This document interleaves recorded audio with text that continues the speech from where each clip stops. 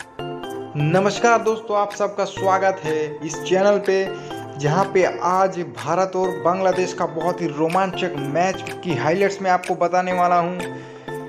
बांग्लादेश ने टॉस जीत के पहले फील्डिंग करने का फैसला किया था और भारत को बल्लेबाजी दी थी, जहाँ पे बांग्लादेश ने बहुत बढ़िया दिमाग लगा लिया था कि बारिश हो सकती है, इसलिए भारत को पहले बैटिंग दे दी। पहले ओवरों में भारत रन नहीं निकाल पा रहा था, रोहित शर्मा और केएल राहुल रन नहीं निकाल पाए थे। रोहित शर्मा थोड़ा नर्वस लग रहे थे, इसलिए उन्होंने पहले ही एक कैच उठा दिया था, लेकिन हसन ने वो कैच मिस कर दिया था, उनको एक जीवन दान दिया।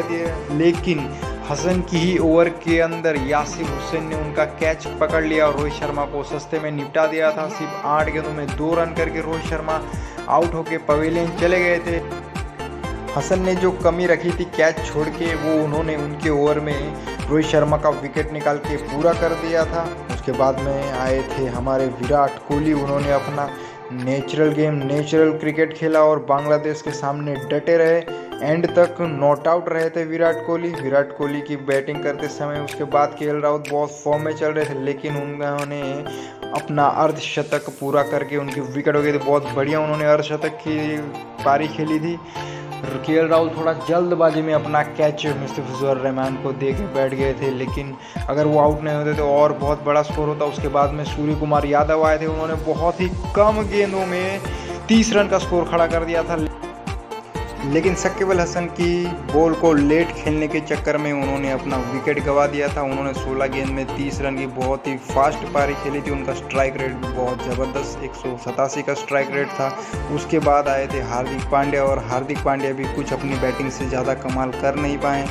उन्होंने भी बहुत ही कम गेंद खेली और बहुत कम रन दे के गए थे। वो हसन की ओवर में उन्होंने यासिर को कैच दे बैठे थे। वो हार्दिक पांड्या 6 गेंदों में सिर्फ 5 ही रन करके गए। उसके बाद में आए थे हमारे दिनेश कार्तिक, लेकिन विराट कोहली और दिनेश कार्तिक की मिसअंडरस्टैंडिंग की वजह से दिनेश कार्तिक का विकेट चला गया था, रन आउट हो गए थे दिनेश कार्तिक यहाँ पे। उसके बाद अक्षर पटेल, वो भी कुछ ज़्यादा खास कुछ कर नहीं पाए थे। हसन की बॉल पे उन्होंने साकिब को कैच दे के बैठे थे, 6 गेंदों में सिर्फ उन्होंने भी 7 रन ही निकाले थे, और यहाँ पे साकिब अल हसन को बहुत ही आसानी से हाथों में कैच दे के बैठे थे। उसके बाद हमारे लास्ट ओवर के अंदर रविचंद्रन अश्विन आए थे, उन्होंने चौके और छक्कों की 2-3 बॉल की पारी बहुत बढ़िया खेली थी और टीम इंडिया को सम्मानजनक स्कोर के पहुंचा दिया। टीम इंडिया का 184 का स्कोर हो गया था और जीतने के लिए बांग्लादेश को 185 रन का स्कोर चाहिए था। और यहाँ पे फिर बांग्लादेश ने बहुत ही ज़बरदस्त शुरुआत कर दी थी। बांग्लादेश के शांतनु लिटन दास ने शुरुआत में ही 1 ओवर के अंदर 2 रन निकाले थे भुवनेश्वर के, लेकिन फिर उसके बाद अर्शदीप के ओवर में लिटन दास ने बहुत ही ज़बरदस्त चौके और छक्के लगा के बहुत कम गेंदों में बहुत ज़्यादा रन बना लिए थे। 17 गेंदों में 34 रन मार दिए थे और उन्होंने 21 गेंद के अंदर ही अपना अर्धशतक पूरा कर लिया था। भुवनेश्वर के ओवर के अंदर भी उन्होंने बहुत ज़बरदस्त बल्लेबाजी की थी। अपने बल्लेबाजी की प्रदर्शन उन्होंने स्टार्टअप के ओवर में ही बहुत ज़्यादा रन खींच लिए थे और अपनी हाफ सेंचुरी भी पूरी कर ली थी। फिर बारिश हो गई थी, 7 ओवर का गेम हुआ था और बारिश हो गई थी। वहाँ पे पहले ही बताया गया था कि बारिश हो सकती है।